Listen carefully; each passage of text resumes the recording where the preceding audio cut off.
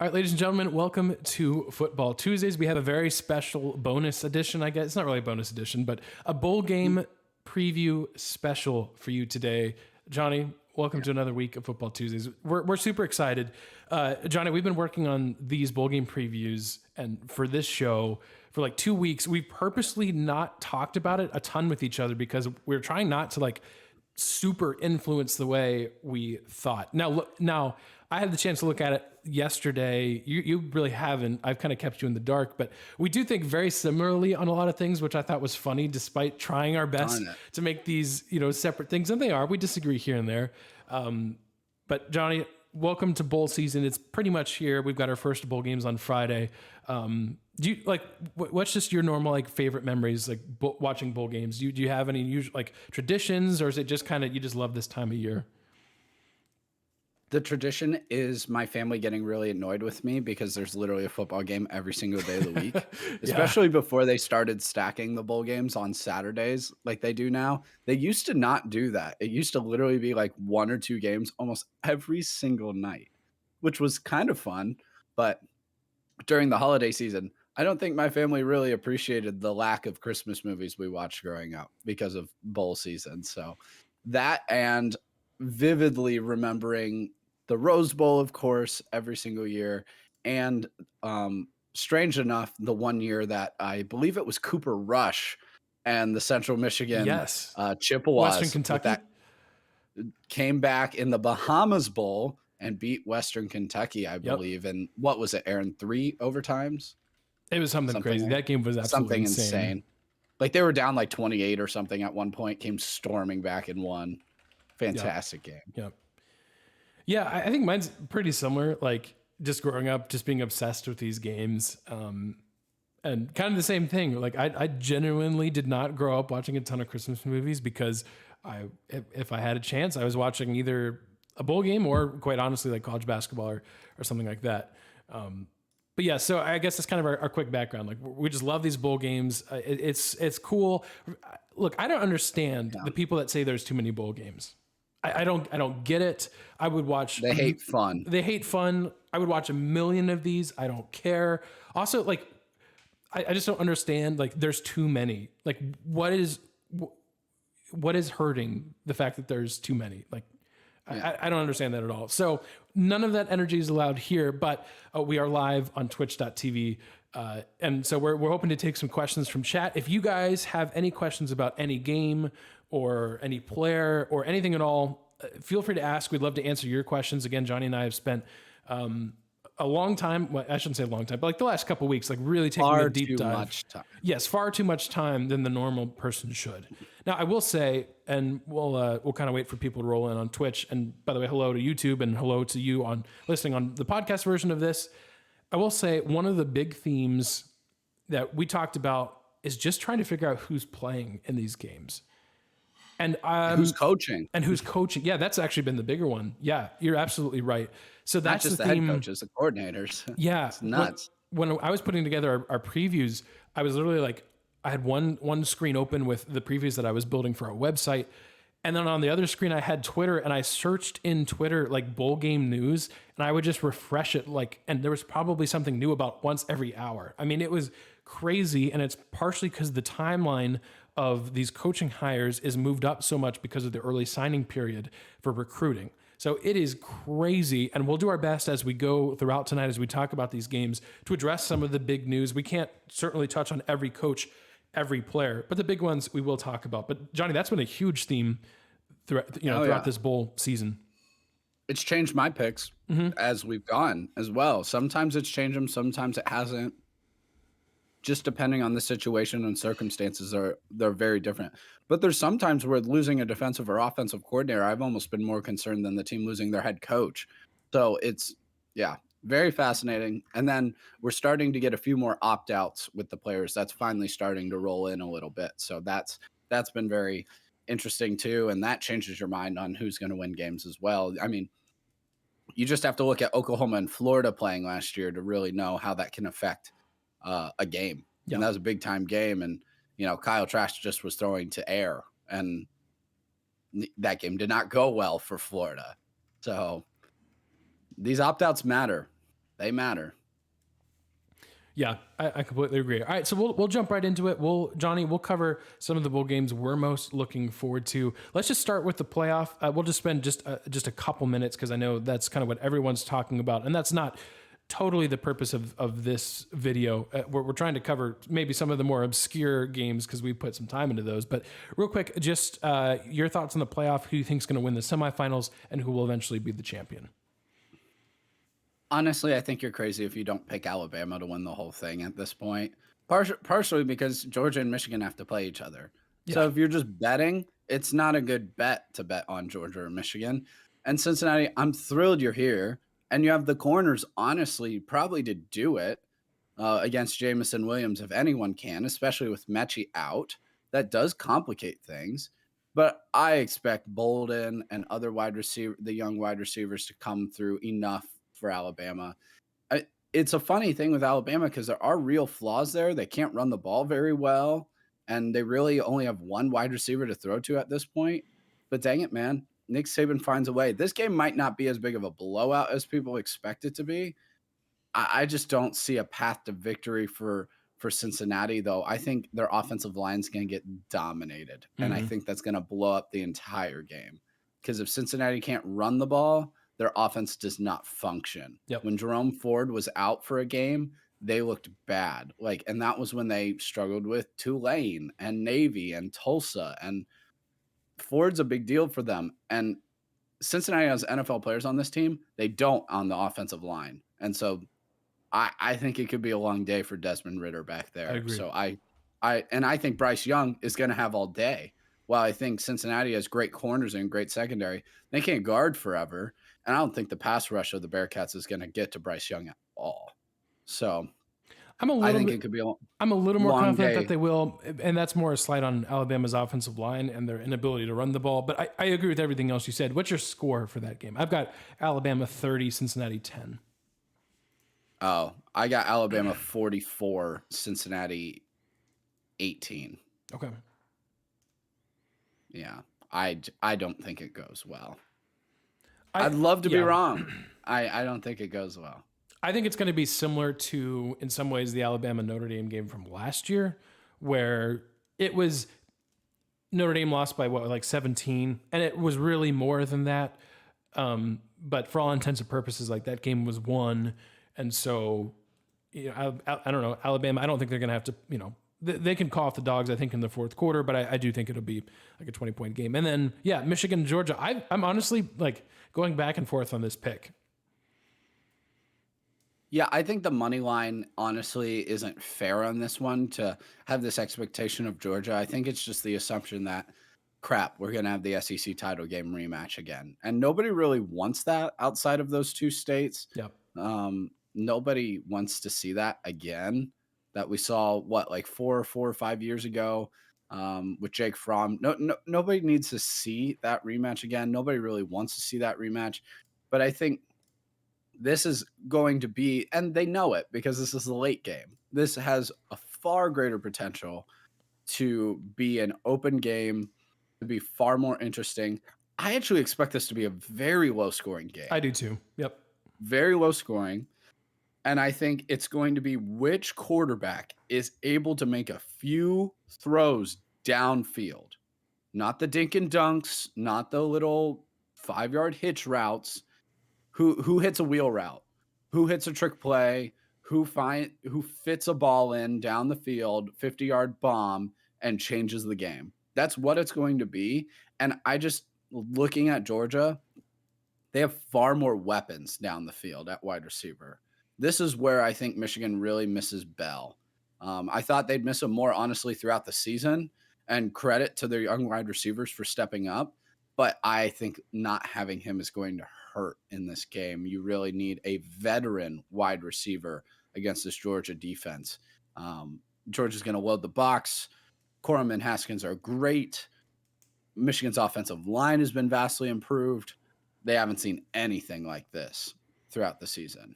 And vice versa, I will say, for Georgia's offensive line to have,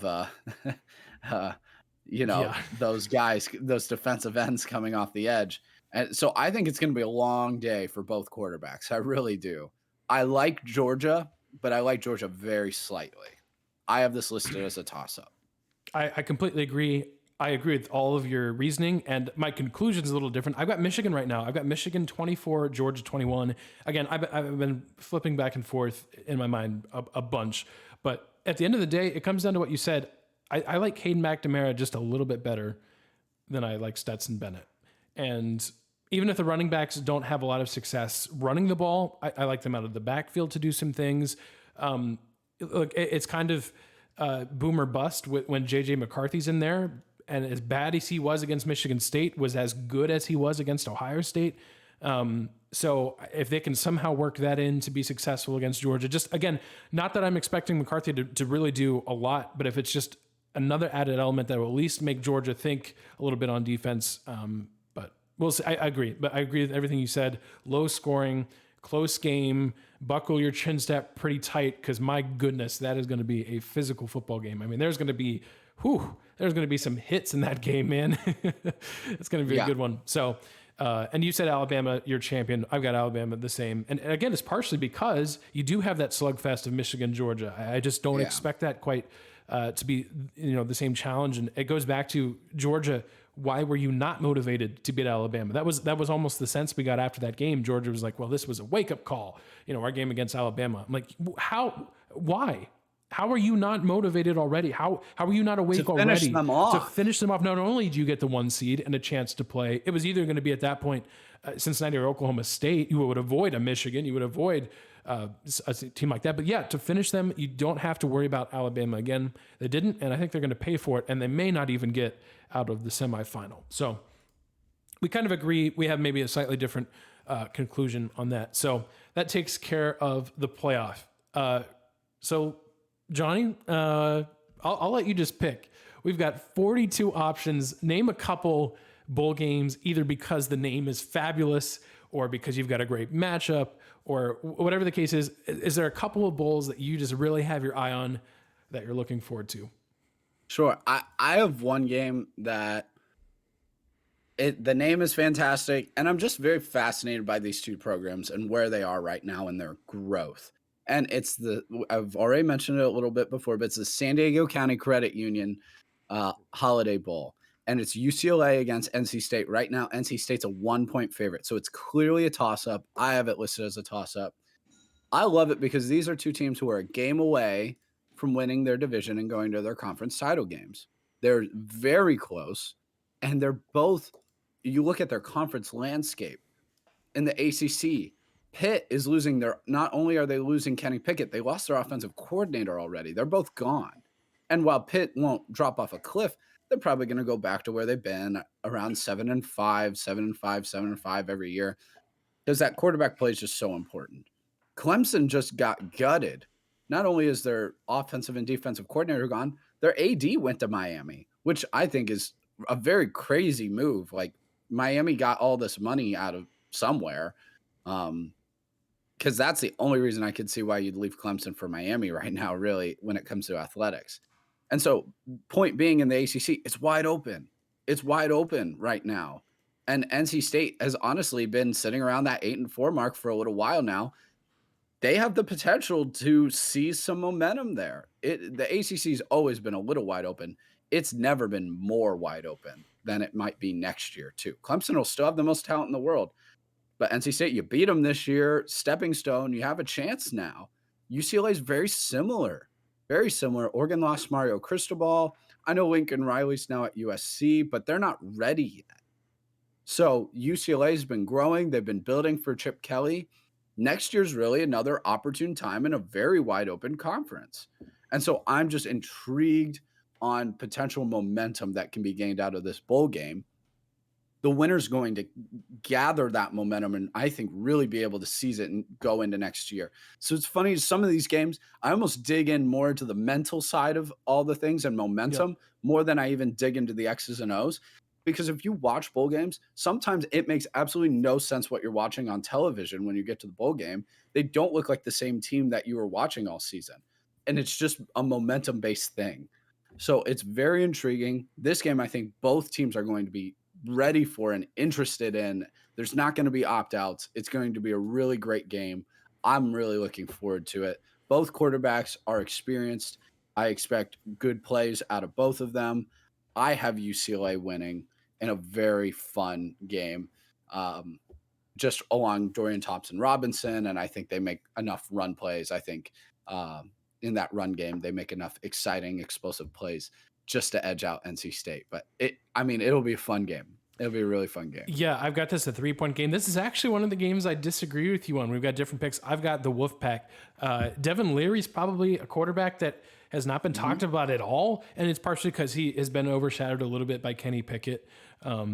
But he's got 35 touchdowns to 5 interceptions, 3,433 yards passing. So that's interesting. The running back battle is going to be fascinating. You got Zach Charbonnet, who's just a one-man wrecking crew for UCLA. For NC State, it's been a little bit of a two-man game. You've got Zonovan Knight and Ricky Person.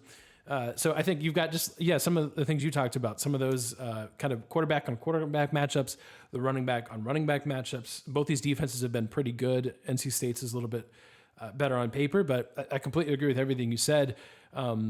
Also, like just looking at UCLA, this is their first bowl game since 2017, but you're like looking ahead to the Pac-12. If they don't take advantage next year, it's almost like if not then when, right? Because look, like next year, NC State could be really good, but Clemson could be back into like top 4 form. It's hard to doubt it personally, but I do too. I think, like I said, I talked about this last week a little bit. I think Clemson's actually a little bit in trouble, losing both their offensive coordinator and defensive coordinator. That's a tall task for any team, but let's just say that, Clemson's back to the normal ways. I have a really hard time seeing any Pac-12 team that's just like absolutely top 4 next year. Like it'll happen maybe by process of elimination, almost like Oklahoma State nearly getting into the playoff this year. Like you'll have someone that's in the conversation. It's probably Utah, quite frankly, but there's no one that's like, oh yeah, there's the normal Alabama, Clemson, Ohio State. You don't have that in the Pac-12. So yeah, I completely agree. Obviously you want a bowl win, but you're looking to next year 100%. So, but the momentum carries. Yes. Like people think these games don't matter. They absolutely matter. Yep. These games absolutely carry over into the next season if the coaching staff uses them right. And I think this is one of those games that has a lot to do with next year. Yes. Yeah, I completely agree. All right, I'll take a turn and take a game. I'm looking at. I'm cheating a little bit because I'm going New Year's 6, but I'm going to the Peach Bowl where you've got Pittsburgh that we were talking about.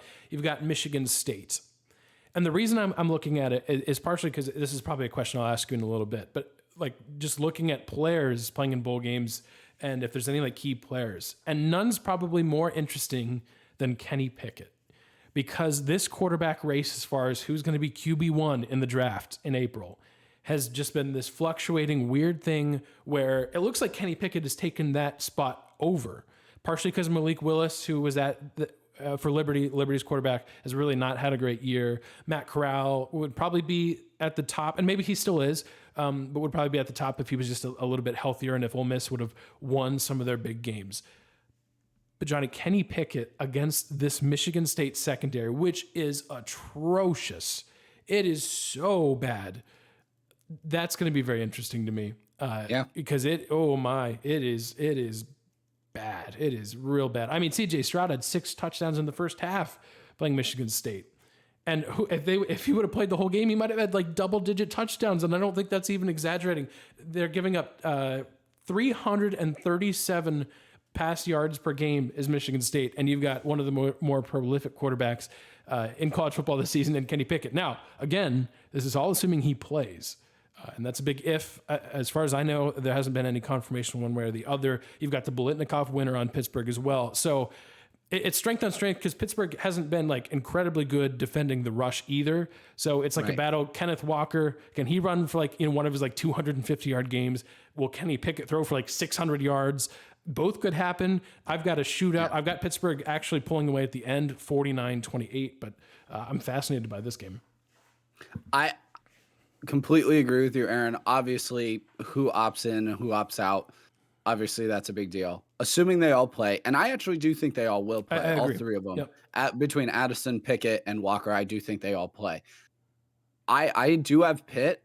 I have Pitt in an even higher scoring game. I have Pitt 52-45. Wow. I think Michigan State just runs Pitt's defense ragged.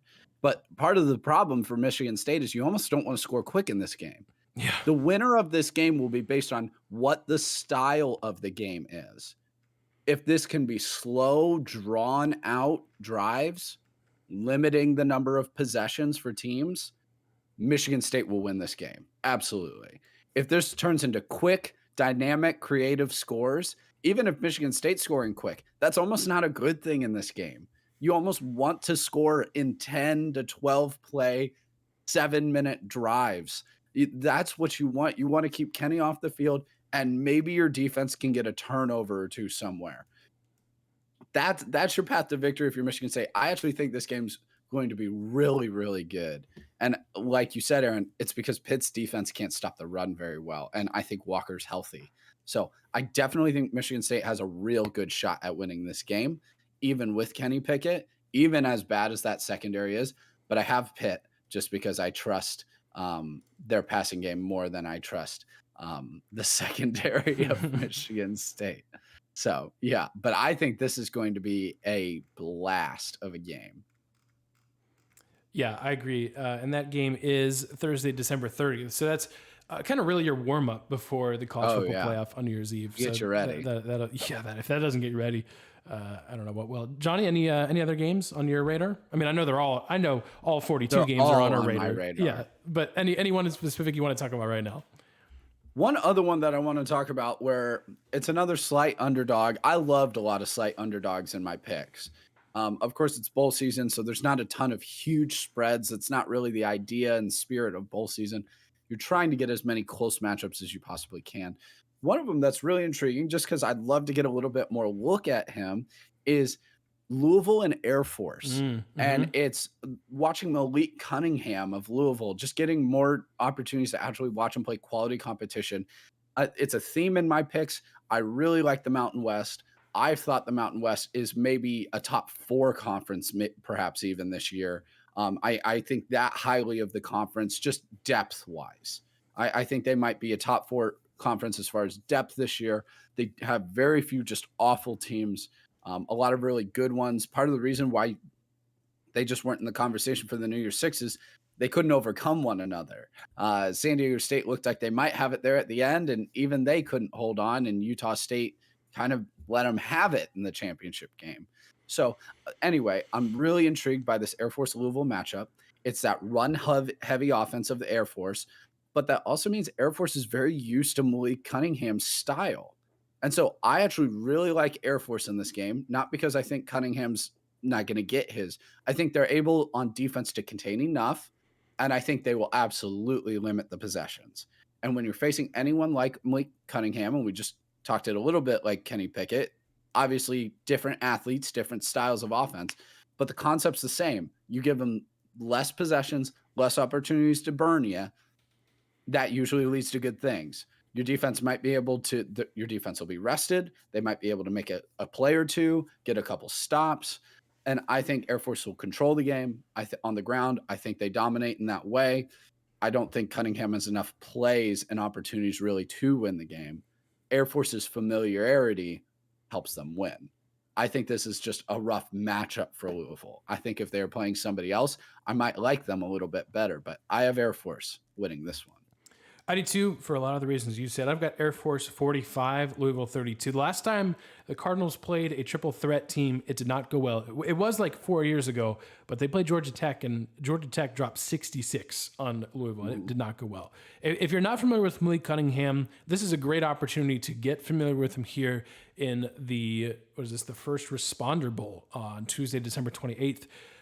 He's announced that he's coming back to Louisville, which is huge news for Cardinals fans. He's a big reason why they're in a bowl game at all. He actually became the second player in FBS history to have a game where he threw for 300 yards and ran for 200 yards. I mean, this guy is electric. It's not fair and this is something I said in like a pre-season preview I did for Louisville. It's not fair to compare him to Lamar Jackson But if there's any player that resembles him the most, and it's partially just because he wears the same uniform Lamar Jackson wore, it is Malik Cunningham. Again, not to that level, but he's a serious talent. But I completely agree. I think Air Force controls this game, and there's been plenty of games where Cunningham has gone off, and his defense has just not allowed him to get the win, and that's kind of what I think happens here. But a fascinating game. Louisville averages like 200 plus yards on the ground, but Air Force, of course, that triple threat averages 341 yards rushing a game. They average 30 points a game as well. This might be a really quick game, guys. It very well might be. So, yeah, I've got Air Force by 13, and it would be by more if Cunningham would opt out, but I don't think there's any sign of him doing that with him coming back next year. So I'll do one more. And then for those that are watching on Twitch, feel free to give us any questions. If there's any game or matchup that you're just curious about or you have questions about, then just let us know in chat. We'd be happy to answer those questions. Johnny, what I'm looking at is the Boca Raton Bowl. And it's like right off the bat, it is the second day of bowl games that are happening. And that's Saturday, December 18th. It's actually an 11 a.m. Eastern time start. In the Boca Raton Bowl, you've got the Western Kentucky Hilltoppers, Bailey Zappi, one of the maybe the most electric quarterback this season, against the App State Mountaineers. And I think this is actually one that we disagree on too, because I've got Western Kentucky by a touchdown. Now, I've got it 31-24. I do think the App State defense, and I know you're going to allude to this here in just a minute, I do think they slow down Zappi a little bit. But you're talking about a guy that has 5,545 yards passing and 56 touchdowns. I mean, we're talking, again, not the SEC, but we are talking Joe Burrow kind of numbers. He had like 580 pass yards in their loss to UTSA in the Conference USA Championship game. I mean, he's got all kinds of weapons around him. Bailey Zappi is fabulous, but I do think it's going to be interesting. Especially because that App State defense has not allowed more than 30 points in any game this season. I think that changes because I think they have not played an offense anywhere close to this. Maybe like Louisiana's is probably the closest. So I like Western Kentucky, but Johnny, I know you're going to talk about that App State defense. The path to victory for App State is exactly the style of game that they played against Coastal Carolina earlier this year. Mm-hmm. And that is kind of the blueprint I'm going off of for App State to win this game. They are a 3-point favorite, and I actually agree with that spread. I think it should be tight. But I actually don't think Western Kentucky even scores 30 points in this game.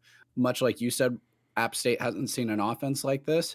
I don't think Western Kentucky's seen a defense anywhere close to this throughout the year. Where I think Coastal Carolina's offense is at least it's prolific enough for App State to not feel completely overwhelmed. App State is well known for having great linebacking play. They send some to the NFL every year, which is phenomenal for any program with a group of 5 to say from any position group that they consistently send players to the draft. I think App State's going to suffocate here. Big key here.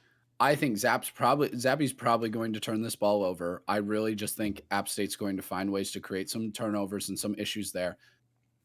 Bryce at quarterback for App State, he has got to be able to make some plays creatively down the field. I think that is really the biggest part of the game. Western Kentucky's defense is not good at all. As you can tell based on Aaron's stats, he's talking about how great Zappi's been and then says they lose. Yeah. So the fact that you can throw for 400, 500 yards and lose says a lot about your defense. I have no faith in Western Kentucky's defense. And so I think Chase Bryce is going to eat them alive, making some downfield throws, perhaps more so than he has even during this regular season. I expect that to happen. My final pick in the game would be 27-30 App State. We both got close games. I don't think that's a surprise, man.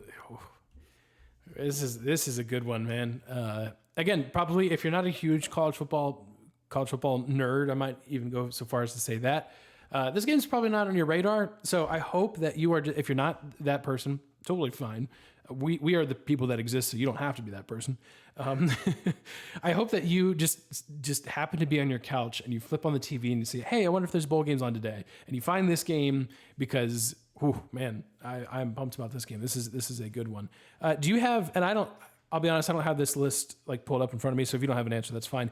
Do you have just like big upsets and I'm trying to think through Yeah. my picks. Is there any that comes to the top of your mind as far as like big upset picks that you're taking? I'll kind of scroll through my picks and see if I can find Yeah, it. sure. So like just the biggest upset overall Yeah, against the spread yeah, perhaps that I have. yep, I think, well, this might not be my biggest one, but one of the ones that I have is I do have Utah State beating Oregon State. I do too. And I know that that doesn't sound like an upset just when I say the names. Oregon State's had a low-key really good year. They're finally starting to build a program there very slowly but surely. They really actually should have a couple more wins. Losing to Colorado and Arizona at the end of the year was really, really, really bad for Oregon State. I believe it was Arizona or Cal. I can't remember one of them. No, they lost to Cal, not Arizona. Um, really should have a couple more wins here if you're the Beavers. That's okay. You're a very young team. You're building. This isn't really a young Utah State team, though. And if I'm being completely honest, if I'm projecting, I think Utah State is potentially even in the running to be an additional Big 12 team in the future. I think they have that capability. I think they have that amount of draw that they could be considered there. Utah State won the Mountain West. They beat the heck out of San Diego State in that game. If they can carry any of that momentum, I really expect them to beat the Beavers in this. And part of that's because I don't think Oregon State scores enough.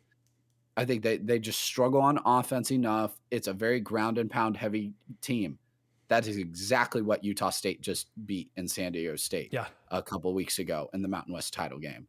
Utah State doesn't have to flip the script a whole lot. Both teams will be really excited to be here. As you can tell, most of the games I like to talk about and I'm really focusing on, it's teams that are really going to be excited to be there. It won't really be a conversation of, oh, are they interested or yeah. are they not? Or, oh, they only lost because they didn't care. I hate that conversation.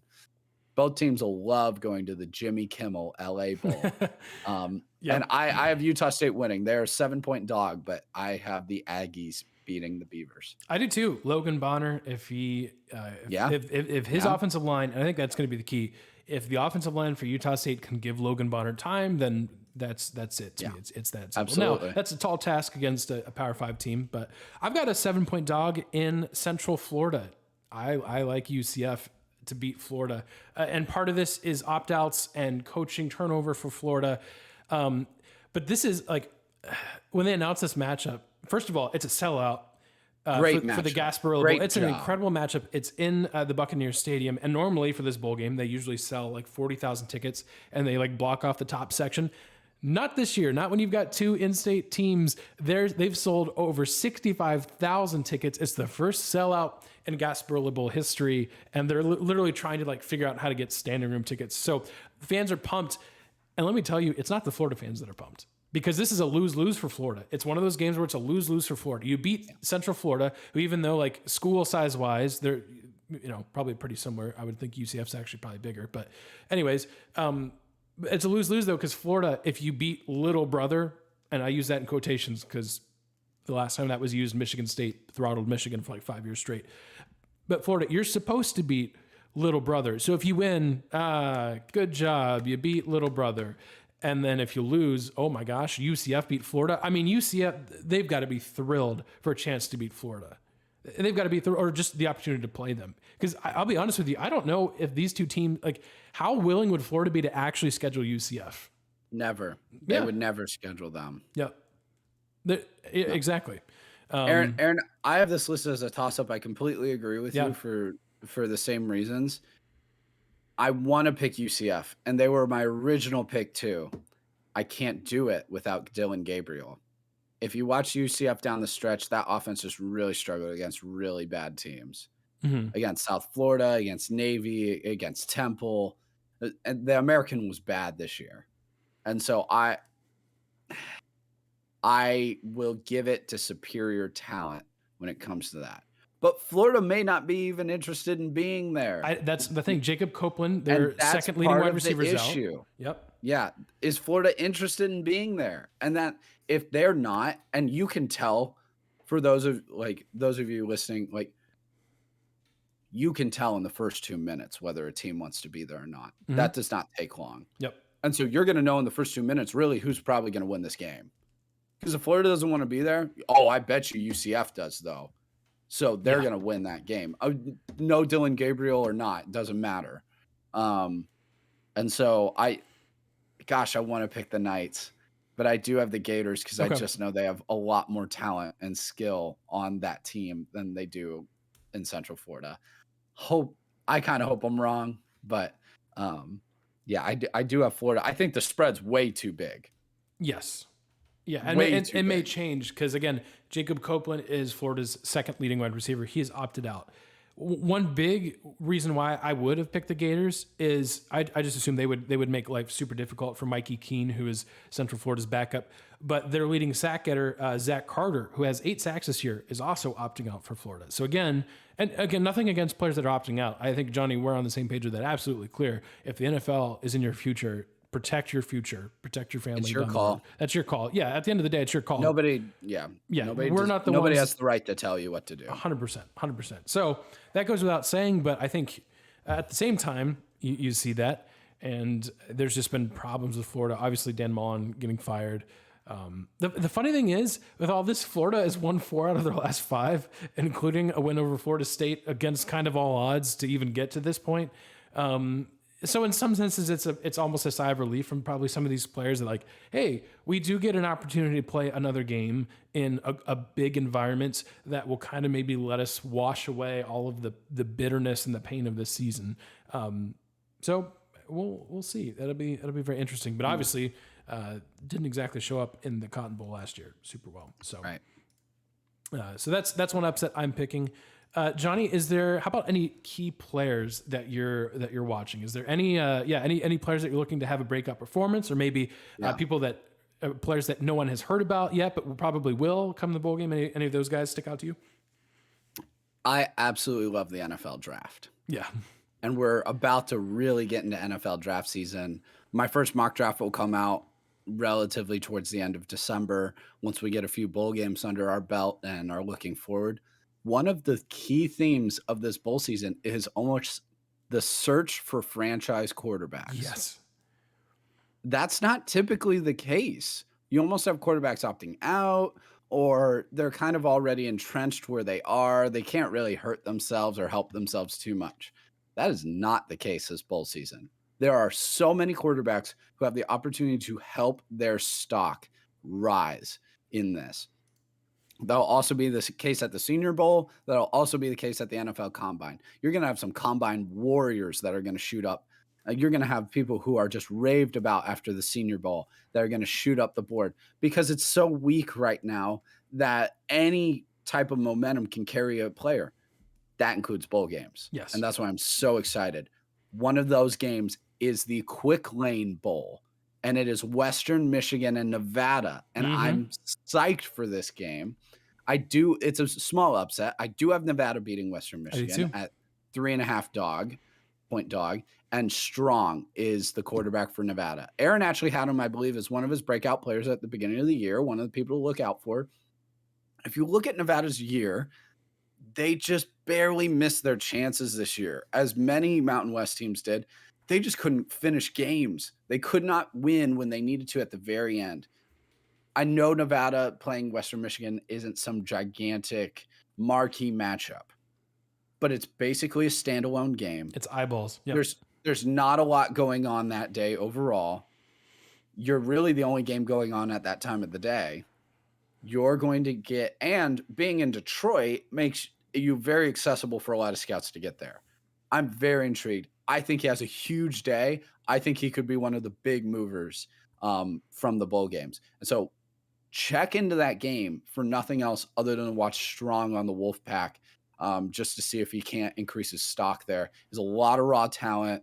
He's that next Mountain West quarterback that everyone's like, oh, he's like Jordan Love was Josh Allen and Strong is Jordan Love. You know, they're looking for that next big-bodied, huge, all the physical tools in the world to play quarterback, because that's really what you're going to be looking for in the draft this year, raw talent, because there's not a lot of fantastic quarterbacks, so you're just going to take the guy that you might think has the highest ceiling. So Strong might be that guy. Don't be surprised if you hear his name called earlier than you might expect in the NFL draft. Yeah, that's a good one. Kind of what you just said because there's no like clear example of like, oh, here's our first pick in the draft. Like here's the Joe Burrow, here's the Trevor Lawrence. You've got guys like Malik Willis for Liberty. They're playing in the Lending Tree Bowl against Eastern Michigan. And you look at the stats, and this year especially, it has not been pretty for Malik Willis. He, in his last, what do I have written here? I think in his last 4 games, he's got 6 interceptions to just 3 touchdowns. But he's got all the arm talent in the world, has a cannon for an arm, has good running ability. Jonny, he's been sacked 50 times this year. It's battle line. It's a bad offensive line. And that's one reason that even if the stats don't look good on paper and there's been turnovers and he struggled with inconsistency and Liberty's 2-3 in their last 5 games, he's still a guy that 7-5. It's not good. Yeah. I mean, you would have thought, especially the season Liberty had last year, a lot of people had them pegged at like 11-1, 10-2, like threatening New Year's 6.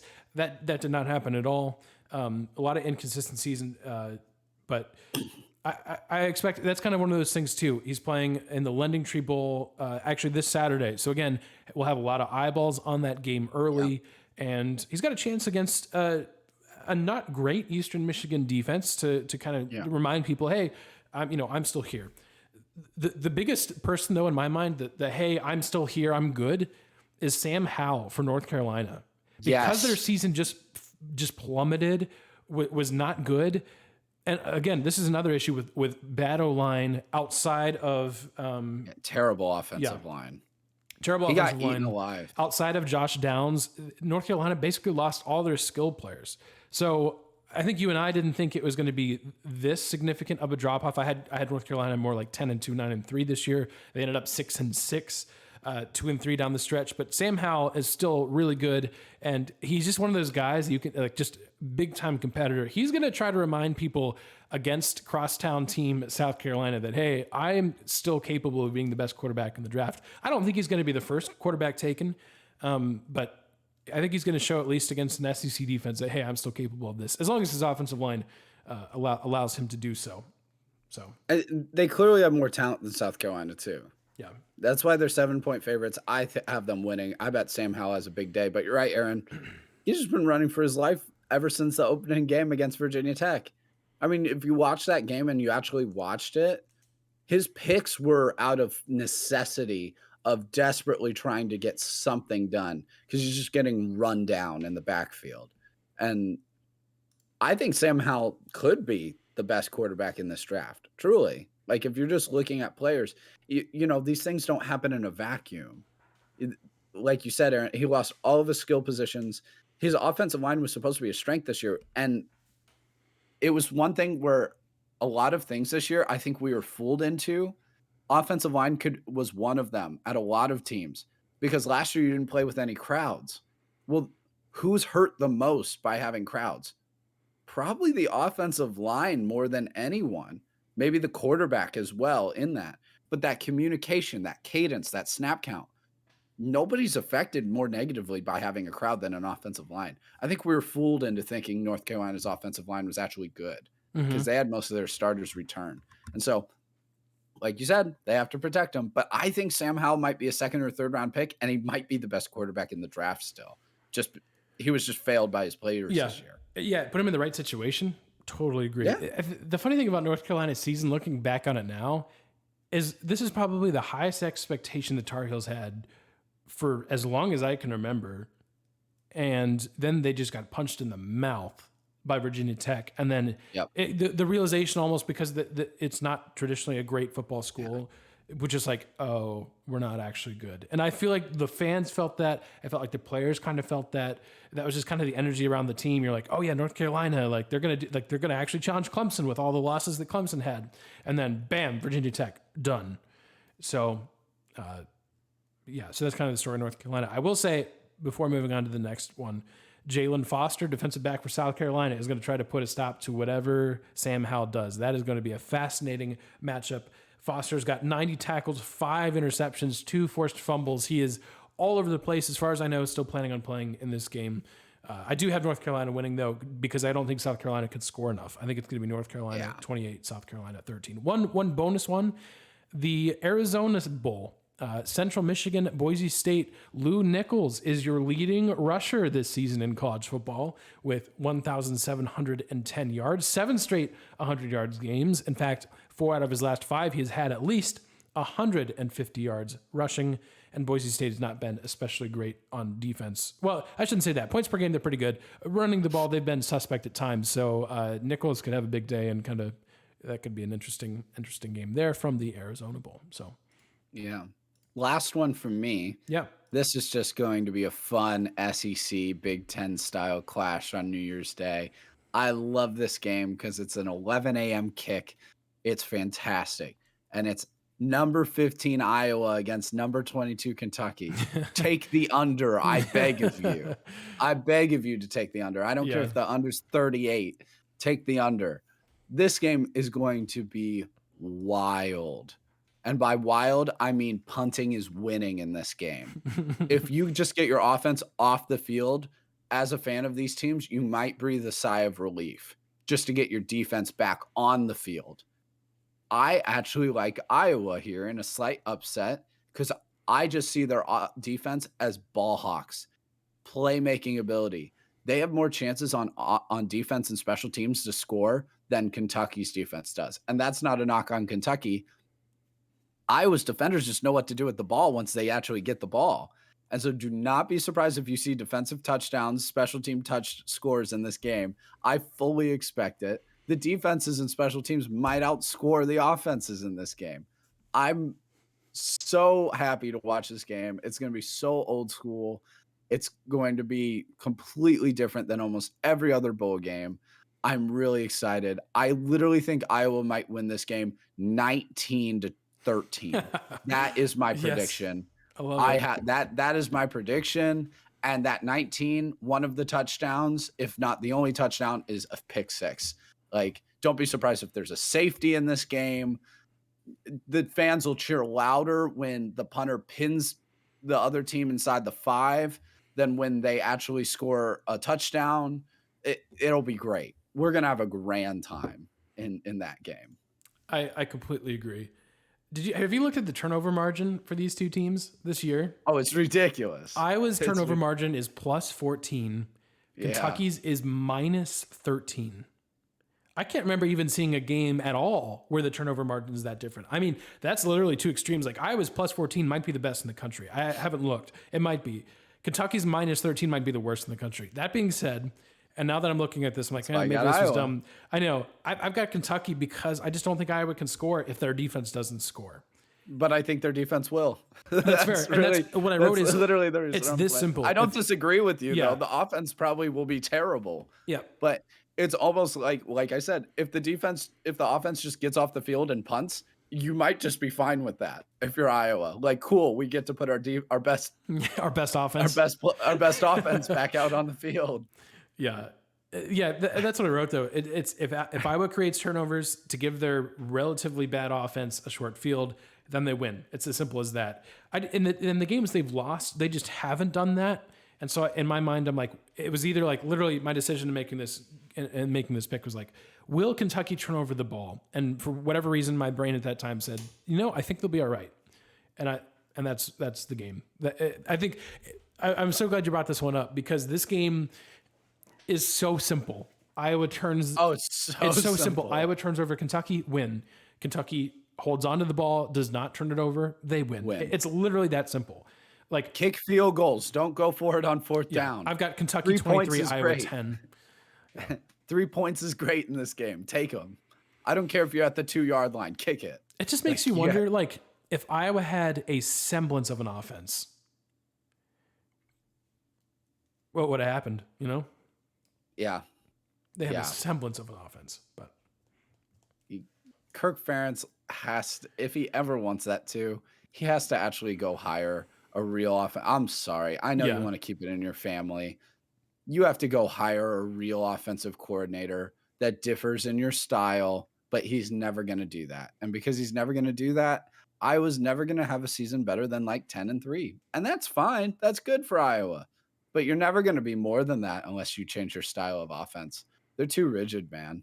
And they're going to keep pumping in tight end and offensive linemen and DB after DB into the NFL, but you're just not going to ever do anything. You're never going to win the Big Ten. You're never going to make the playoff. I'm sorry. It just won't happen. Yeah. You have to be able to score, man. Yep. Yeah, you do. All right. So I know you've been really high on the Mountain West. So I won't let you pick the Mountain West because I think we both agree on that. I think the Mountain West is going to have a really good bowl season. Would you name another conference that you think will have another good bowl season? That's a great question. I do think the SEC will have a relatively good one. Yeah. I don't think great. As I just mentioned, I have Kentucky losing. I also have LSU losing.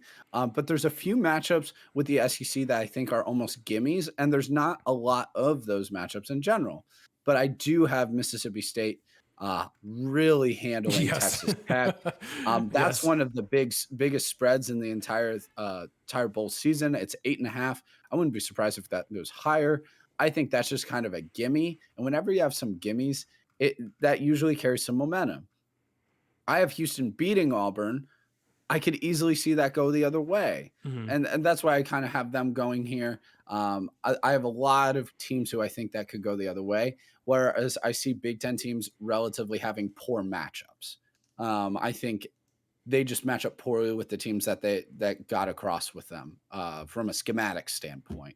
I think Arkansas and Penn State is a rough matchup for Penn State. I think we disagree on that, but I think Arkansas wins that game. And if Penn State can't even win that game against Arkansas, it's not going to be a great day for the Big Ten. I Especially don't no think the Big Trayvon Ten's. Burks for Arkansas. So I know. yeah. I still don't. Well, I still like yeah, Arkansas. and I'm saying that would make that loss worse if you lose to Arkansas Yeah. without Trayvon Burks. Yeah.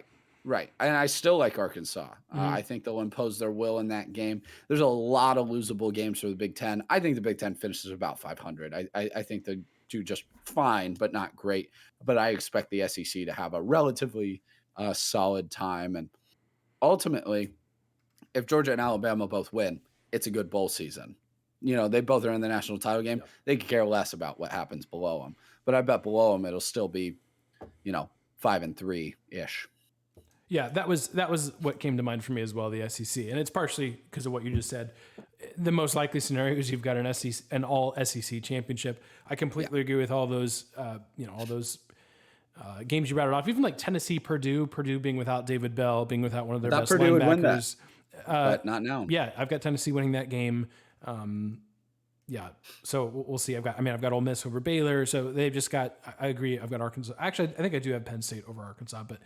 Yeah, I agree. The SEC has some favorable matchups. Just being two teams in the playoff kind of gives them a leg up already, and just generally they are the top conference, and that's kind of just known. All right, might be the final question, but which game is?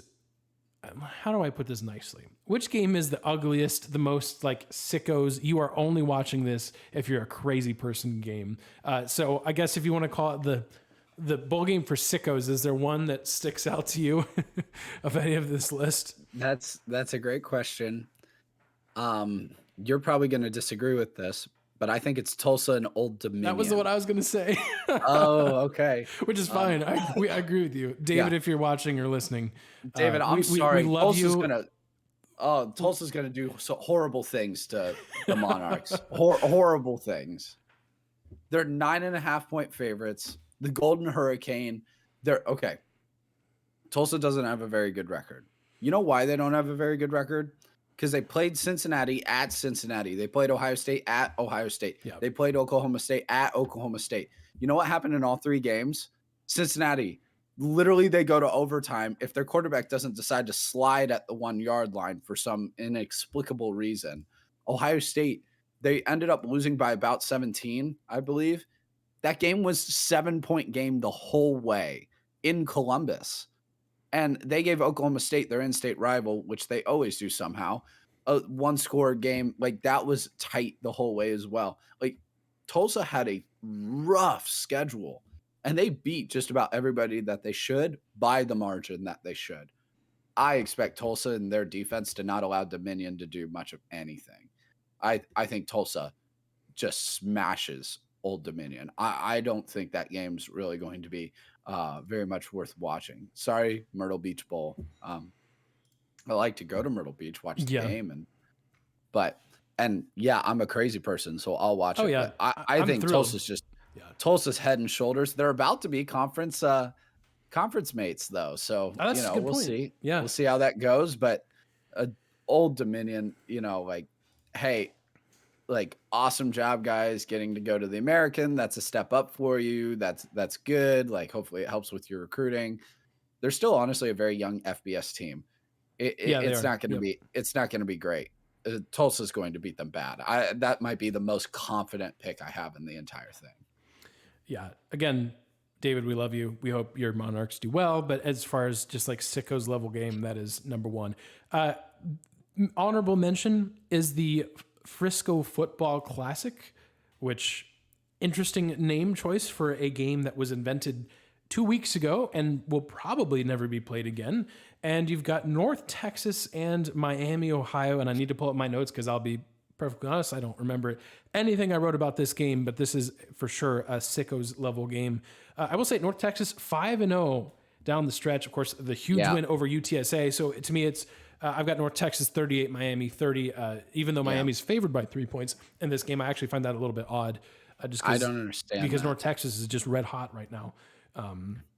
They beat UTSA. That was enough for me. Yeah. And they ran over them like crazy. Yeah. And I expect them to run well in this one. Yeah, I do too. DeAndre Torrey is a running back for North Texas. You're going to want to watch out for. I'll give one more, and it's not really a sickos game, but it kind of is.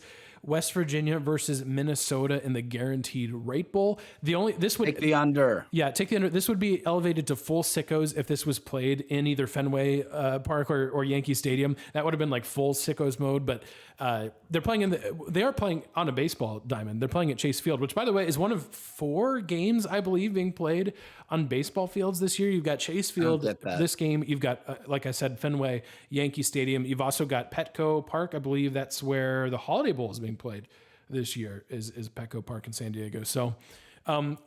The funny thing about those, by the way, the Fenway Bowl, both teams are on the same sideline. They're just splitting the sideline in half because that's all the room they have. That's amazing. Anyways, but yeah, this is an interesting game. I fully expect Minnesota to win an ugly one. I've got Minnesota 24, West Virginia 13. Both teams will struggle to score. Yep. Honestly, Minnesota though, the fact that they beat Wisconsin. With their cluster injuries at running back. Yep. If Muhammad Ibrahim is healthy, I fully 10-2. Fully believe Minnesota wins the Big Ten West. Yep. And is able to give Michigan just as much trouble as they did Ohio State in the opener. I don't think they beat Michigan, but I think that would have been a fun matchup. So it's, that sucks. He's coming back next year, which will be great. But Minnesota's literally top 3 running backs all are out. Like, to go 8-4 with that going on, I think is a great year, especially if you can beat your arch rival. So good job, Minnesota. This game will be very ugly though, because West Virginia does have a good defense. Yeah, they do. So this will be good. Yeah, it'll be good. All right, so I think that pretty much wraps anything up. Johnny, any final notes? Any just final thoughts as we head out of this preview and into bowl game season? You're gonna have a lot of random opt-outs. Yep. The coaching carousel has been absolutely wild. Stay away from those games if you can. You won't know who's motivated, who's not. We didn't talk about it. I really like Notre Dame against Oklahoma State. Even with their opt-outs? Yes. Okay. I know that doesn't make a whole lot of sense, especially with the opt-outs. I think Oklahoma State's soul is crushed. Mm-hmm. Not only did you lose the Big 12 title game by an inch, you lost probably the playoff, in my opinion. I think you would have been in over Cincinnati. You lose all of that. I know your defensive coordinator is not leaving yet, but he's got one foot out the door. I think Notre Dame, I almost feel better about Notre Dame with Freeman than I do Kelly, just momentum-wise. And that team was actually getting a lot better all year long, sneakily, because they weren't playing a lot of marquee games. But I really like that game in the Fiesta Bowl. I think it'll be a great game. But I think Notre Dame kind of kills some demons in the New Year's Six also. They've struggled in those games. So I think they actually win that against Oklahoma State. But that'll be a really fun game. Not a lot of people will necessarily be paying close attention to it just because of its lineup and when the game's being played. But I think it'll be a great matchup. I do too. I think honestly, all of the New Year's Six, I don't think there's one that I'm looking at like, whatever. I think they're all going to be One of really them will good. be a blowout. Yeah, somehow. one of them will end. Yeah, sure. That's the way it always works out. And actually, I think it will be Pittsburgh, that Pittsburgh-Michigan State game. But I mean, the Rose Bowl, we didn't actually talk about the Rose Bowl at all. And partially it's because we don't know the opt-outs for that game. But I mean, everything on paper makes you think that Rose Bowl is going to just be tremendous between Utah and Ohio State. I think the Sugar Bowl will be very good as well. Jonny, thanks for being here. Thanks for all your work on this bowl game stuff. Again, YouTube, thank you for watching. If you're still here, then please consider liking the video. I'm assuming if you're still watching the video at this point, then you did like the video. So yeah, feel free to do that and subscribe if you wouldn't mind doing that. That would help our channel out quite a bit. For those of you on Twitch, thanks for being here as well. Thanks for all the questions from Curtis earlier. And thanks for those that are probably tuning in through Instagram and through Facebook and all those places. We appreciate you guys. We appreciate anyone watching the replay. So yeah, final thoughts. Again, Jonny, you can find our preview at our website, fifthandgoalsports.com. That's available to you. Again, we literally have, if you have not seen it yet, I'll describe it to you for the podcast people, but it's basically a PDF, one-page PDF document that's just, I tried to cram as much stats, our thoughts, schedules, key players, bowl history for teams, when this game is being played. Basically, I tried as much information that would be helpful to you. We tried to cram it on one page, and we have a page for all 42 games. And why is that important if you're not a huge bowl game person? Well, we are hosting a bowl game challenge. I think I said that at the beginning, but yes, a bowl game challenge through ESPN. You can join our group. The winner earns $25. We've got a couple other prizes for the second and third place players. So it's free to play. It is free to play, free to join. You just literally make your picks on ESPN. You are a part of our group, and that's all you have to do. And then you root for your teams as we go along, and you can trash talk us on Twitter or whatever it is that you want to do. So anyways, podcast listeners, we appreciate you guys so much. Thanks for tuning in to this very special bonus episode of the Fifth and Goal podcast. And we will be back with you next week. We look forward to doing that. Jonny, thanks for being here. Appreciate it. We'll see you guys next week.